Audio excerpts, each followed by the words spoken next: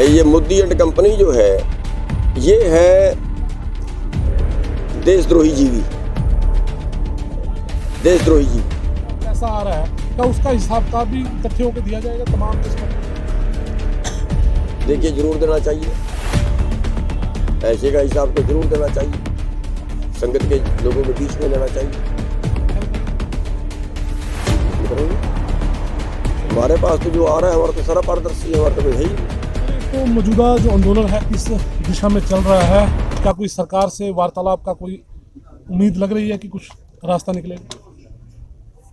देखिए अभी तक तो सरकार साइलेंट है और हमारे सामने भी असमंजस की हालत है क्योंकि सरकार की तरफ से कोई न्योता नहीं रहा और हम भी कोई अगला स्टैंड जो है वो कल मीटिंग होगी उसमें कोई फैसला करेंगे। लेकिन इतना सा तय है कि जब तक हमारी बात मानी नहीं जाएगी तब तक हम ग्राउंड पे तो है ही, आंदोलन तो हमारा चल ही रहा है। महापंचायतों का दौर शुरू हुआ है, क्या कुछ स्पेशल प्लानिंग थी या फिर ये कारवा जो है अपने आप ही बढ़ रहा है आगे? नहीं, स्पेशल प्लानिंग से कुछ नहीं है, कारवा अपने आप आगे बढ़ रहा है और इतनी पंचायतों का लोग टाइम मांग रहे हैं कि हमारे पास करने का टाइम नहीं। दूसरे प्रदेशों से भी इतने मैसेज आ रहे हैं कि जगह जगह लोग पंचायत करना चाह रहे हैं और बहुत जोश है लोगों के अंदर। और ये भी एक आंदोलन है, ये भी एक आंदोलन है कि अगर सरकार समझदार हो तो वहाँ से रिपोर्टर तो उनके पास आती ही है कि कितना आंदोलन फैल गया है, कहाँ कितने लोग इनसे आक्रोशित हो गए हैं। लेकिन शायद इनके दिमाग में ये बात आई है कि अब 4 साल तक तो तुम रहोगे ही, ये पीरियड तो तुम पूरा करोगे और आगे तुम आने हैं नहीं। जब आगे तुम्हें आना ही नहीं तो फिर अब तुम कमा लो जितना कमाया जाता है, पूंजीपतियों की मदद कर लो जितनी करी जाती है, अब देश को बेच लो जितना बेचा जाता है। राज्यसभा में जैसे देखने को मिला कि कृषि मंत्री नरेंद्र तोमर जी बोलते हैं कि किसान जो भ्रांतियां फैला रहे हैं, कहाँ जो कानूनों में कहाँ लिखा है, कोई मुझे समझाए कि किसानों की जो ज़मीन है वो बिक जाएगी। क्या उसको कुछ जवाब आप लोगों ने दिया? जवाब तो हम आपके माध्यम से ही दे सकते हैं और हमारे पास कोई साधन भी नहीं है जवाब देने के, आपके माध्यम से ही जवाब दे सकते हैं। और उसका जवाब ये है कि जब से बीजेपी आई है तब से ज़मीन के रेट आधे रह गए और अगर जो वर्ल्ड मार्केट के रेट अगर किसानों को मिलेंगे जो अब ये प्राइवेट करने जा रहे हैं और एमएसपी से हाथ पीछे खींच रहे हैं, तो जो शांता कुमार कमेटी की रिपोर्ट बोल रही है कि हरियाणा पंजाब से भी खरीद बंद कर दो और वर्ल्ड मार्केट की शर्तों में ये है कि WTO की शर्तों में कि वर्ल्ड मार्केट से ज़्यादा भाव किसान को नहीं दे सकते। तो अगर वो हमारी वर्ल्ड मार्केट के रेट पे हमें फसलें बेचनी पड़ती हैं तो बड़ी सीधी सी बात है कि खेती जो है वो अब भी घाटे का सौदा है और फिर तो बंद होने का सौदा होगी। और जब खेती में कुछ बचेगा ही नहीं तो फिर हम उसको बेचेंगे और जो खरीदने वाला होगा वो किसान तो होगा नहीं, क्योंकि अब तो किसान की ज़मीन किसान खरीदता था तो महंगी थी, तो किसान की ज़मीन किसान तो खरीदेगा नहीं और कंपनियां खरीदेंगी। और कंपनियां भी कोई ये नहीं है कि कोई हर गांव में कंपनी होगी, वो चंद कंपनियां होंगी। जब वो ज़मीन खरीदेंगी तो वो और सस्ते में उसको लेंगी और जब सस्ते में लेंगी तो हमारी वो ज़मीन धीरे धीरे वो बिकेगी और कंपनियां उसको खरीदेंगी और बड़े प्लाट उसके बनाएंगी और कंपनियां उसमें आके खेती करेंगी। अब आप देखिए, हम 6-7 साल पहले अगर हमारे सिर कर्जा था तो हम आधा किला बेच के उतार सकते थे, अब वही कर्जा उतना ही कर्जा 1 किला बेच के उतरेगा। तो यानी अब 1 किले की बराबर 1 किले की कीमत आधे किले के बराबर हो गई है और आने वाले समय में 2 किले की कीमत आधे किले के बराबर रहेगी, तो इसलिए बिकेगी। प्रधानमंत्री जी बोलते हैं कि एमएसपी पहले भी थी और मौजूदा दौर में भी है और भविष्य में भी जो एमएसपी है उस पर कोई खतरा नहीं है। कैसे देखते हैं उनके इस बयान को? देखिए असल में एमएसपी के 2 अर्थ हैं, एमएसपी तय करना और दूसरा है एमएसपी पर खरीदना। एमएसपी पर खरीदने की कोई गारंटी नहीं दे रहे हैं, केवल तय करेंगे और जो रिपोर्टें बता रही हैं, अभी तक भी एमएसपी सभी को नहीं मिला। केवल हरियाणा पंजाब में धान और गेहूं खरीदते हैं, बाकी तो यहाँ भी नहीं खरीदते। और जो आप 2016-17 में एक रिपोर्ट आई थी, उसमें भी ये बताया गया, और अब भी जो हमारी बात हुई थी अमित शाह जी से, तो उनका कहना था कि 17 लाख करोड़ रुपए की आपकी सारी फसलें बनती हैं, 17 लाख करोड़। और आज जो हमारी जेब में जा रहा है वो 13 से 14 लाख करोड़ के बीच जा रहा है, यानी 3-4 लाख करोड़ का घाटा हमें हो रहा है आज एमएसपी की वजह से। और अगर हमें एमएसपी मिलती है, अगर एमएसपी में कोई गारंटी होती है, हम वही तो कह रहे हैं। अगर प्रधानमंत्री बोल रहे हैं तो जुबानी क्यों बोलते हैं? जुबान तो कोई कानून नहीं होता, कानून तो कागज़ से बनता है। तो वो कागज़ पे बना दें कि एमएसपी से कम किसी को नहीं मिलेगा, और अगर एमएसपी से कम किसी को मिलेगा, कोई व्यापारी खरीदेगा, एमएसपी से कम पे खरीदेगा, तो उसकी भरपाई सरकार करेगी। चौधरी साहब, लगता है कि एफसीआई लगातार घाटे में जा रही है, और लगता है आपको कि एमएसपी दे पाना सरकार के लिए बड़ा आसानी का काम है? देखिए, यही बात अमित शाह जी ने कही जो आपने कही कि देश के खजाने पे बोझ पड़ेगा। बिल्कुल पड़ेगा, लेकिन हमारा सवाल ये है कि देश का खजाना तो जनता के लिए होता है, और ये तो 65% जनता का रोजगार है। अगर इससे 3 लाख करोड़ का 4 लाख करोड़ का फर्क पड़ता है, वैसे इतना पड़ेगा नहीं। इसलिए नहीं पड़ेगा कि अब जो है, अब इसलिए यहाँ ज़्यादा सस्ता है कि ये विदेशों से मंगाते हैं। अगर इस बार मक्का ना मंगाया होता विदेश से, तो मक्का 1100 नहीं, मक्का 2000 बिकता, और वो एमएसपी से ऊपर जाता। अगर दाल बाहर से ना मंगाएं तो यहाँ की दाल एमएसपी से क्रॉस करेगी।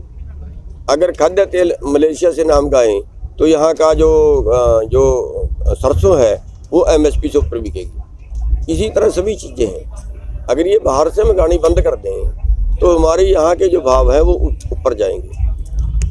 और दूसरी चीज़, अगर यहाँ का माल ज़्यादा बाहर भेजना शुरू कर दें, मान लिया बासमती धान है, हिंदुस्तान की बहुत अच्छी है, अगर उसको ये और प्रोत्साहित करके ज़्यादा बाहर भेजें तो यहाँ बारीक धान ज़्यादा हो जाएगी, मोटी धान का क्षेत्र कम हो जाएगा, और जो मोटी धान का क्षेत्र कम हो जाएगा उसका एमएसपी कुदरती ऊपर चली जाएगी। तो ये दूसरी चीज़, अगर मान लिया 3-4 लाख करोड़ का बोझ पड़ता भी है, तो क्या ये देश का खजाना किसानों के लिए नहीं है? जो कर्मचारियों का 7वां वेतन आयोग लागू हुआ, उसमें जितनी तनख्वाह बढ़ी, पिछले से ज़्यादा बढ़ी, वो 4 लाख करोड़ पर साल है, स्टेट और सेंटर के कर्मचारी मिला दें, और वो 3% है, हम 65% हैं। अब मारुति को घाटा हुआ तो 70,000 करोड़ देश के खजाने से निकाल के मारुति को दिया कि मारुति में मंदी आ गई। हालांकि मंदी तो खरीदने वालों पे आई।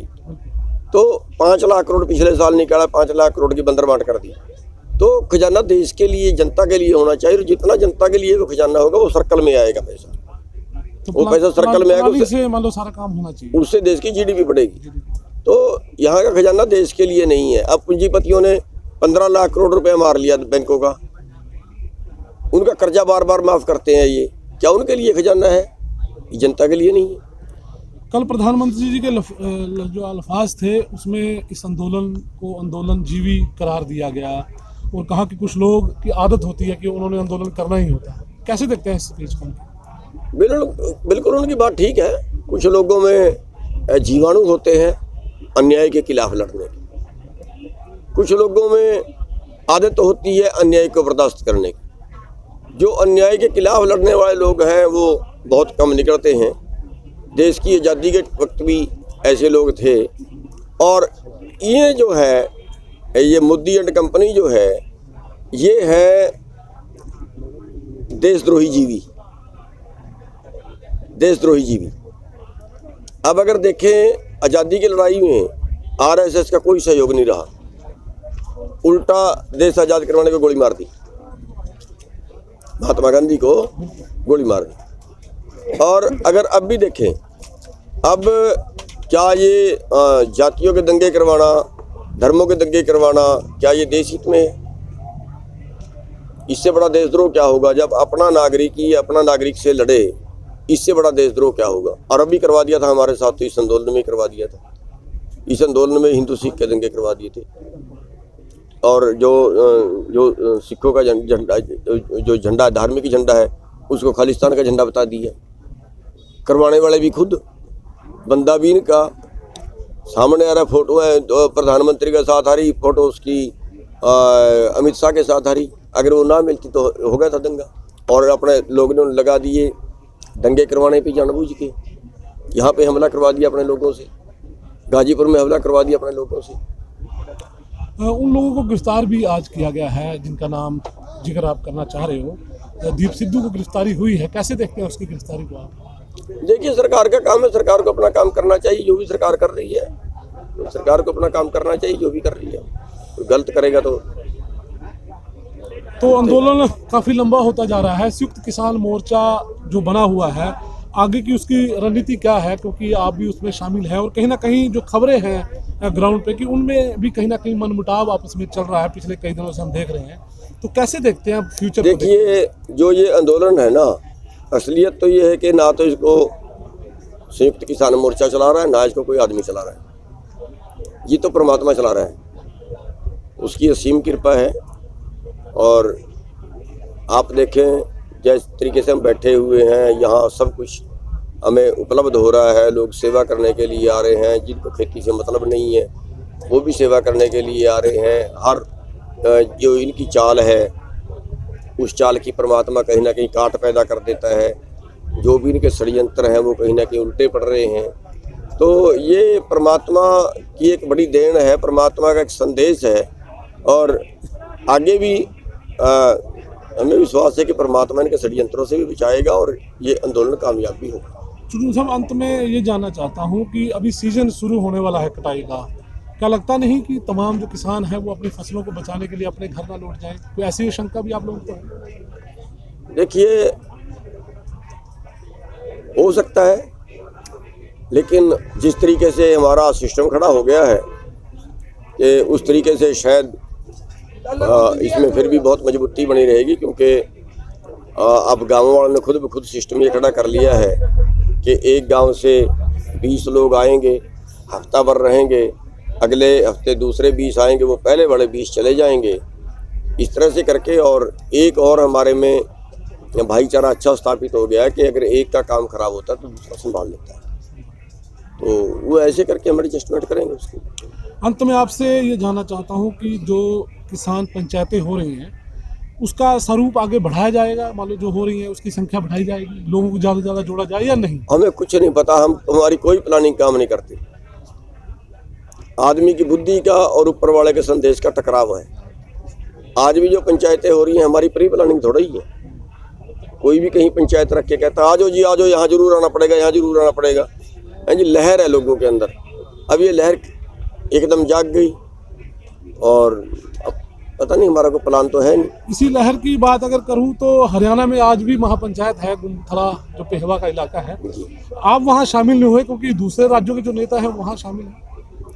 देखिए, मेरे पास वहाँ का कोई संदेश नहीं है और कल उनका संदेश आया था और खड़े के बाद सारा कुछ करने के बाद कि जी आप भी आ जाओ। मैंने कहा ऐसे तो आप मेरे को बुला रहे हो, मेरे को दूसरी जगह के मेरे प्रोग्राम हैं। अब जहाँ मैंने खुद प्रोग्राम रखवाए वो प्रोग्राम कैसे छोड़ो और आपके में कैसे आऊँ? तो इसलिए वहाँ नहीं जाता। तमाम नेताओं को भी ये होना चाहिए कि जो आपके हरियाणा के लोग हैं उन्हें लेके उनको चलना चाहिए आगे। क्या ऐसा कोई कम्युनिकेशन गैप लगता है कुछ?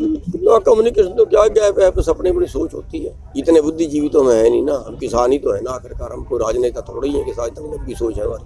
ਆਪਣੇ ਹਰਿਆਣਾ ਦੇ ਜੋ ਕਿਸਾਨ ਵੀਰ ਸ਼ਹੀਦ ਹੋ ਰਹੇ ਨੇ ਉਹਨਾਂ ਲਈ ਕੁਝ ਆਪਣੇ ਵੱਲੋਂ ਕੀ ਕੀਤਾ ਜਾ ਰਿਹਾ ਹੁਣ तक? उनके लिए भी हम कुछ भी नहीं कर पा रहे, खाली उनके बस नाम नूम नोट कर रहे हैं और कोई सामाजिक संस्था आती है उससे कुछ उनकी हेल्प करवा देते हैं। जो उनके बच्चों के लिए जो सामाजिक संस्था एक आगे है, जिसने कहा था कि जितने भी लोग शहीद होंगे उनके बच्चों को हम फ्री पढ़ाएंगे। तो और एक संस्था आई थी कि हम 50-50 हज़ार रुपये देंगे, उस पर NIA का नोटिस आ गया। एक संस्था और कुछ हेल्प करना चाह रही है, उसने कुछ लोगों को लाख रुपया दिया है। ऐसे कुछ संस्थाएं हैं वो सेवा कर देंगी। और बाकी ने किया सी कि ਅਸੀਂ ਉਹਨਾਂ ਦੀ ਮਦਦ ਕਰਾਂਗੇ जो किसान शहीद होंगे। 1 लाख रुपया 1 लाख रुपया उनके तो अभी परिवार तक दिया नहीं गया मान लो वो चीज़ें। देखिए, मेरे नॉलेज में नहीं है, अगर उन्होंने ऐसा कहा था तो देना चाहिए और मेरे हिसाब से भी अगर मेरे पास कोई हिसाब नहीं है उसका, क्योंकि जो पैसा आ रहा है वो सारा मंच पे ही आ रहा है, और उनको अगर पैसा है तो मदद ज़रूर करनी चाहिए जितने भी कर सकते हैं। और दूसरी चीज़ ये कि जब आंदोलन का फैसला होगा तभी उनकी भी बात आगे की जाएगी। चुरूनी साहब, चलो बातों बातों में एक और जो लोगों में चर्चाएं हैं वो ये कि कहीं ना कहीं जो संगठन के पास पैसा आ रहा है, क्या उसका हिसाब किताब भी इकट्ठे होकर दिया जाएगा तमाम जो संगठन? देखिए, ज़रूर देना चाहिए, पैसे का हिसाब तो ज़रूर देना चाहिए, संगत के लोगों के बीच में देना चाहिए। उसमें क्या है, अगर कोई ईमानदार, अगर तो कोई बेईमान है फिर तो कोई क्यों देगा, लेकिन अगर ईमानदारी तो बिल्कुल हिसाब देना चाहिए। आप पहल करेंगे? जी बिल्कुल करेंगे। हमारे पास तो जो आ रहा है हमारा तो सारा पारदर्शी है, हमारा तो कोई है ही नहीं चक्कर। ठीक, शुक्रिया सर। हाँ।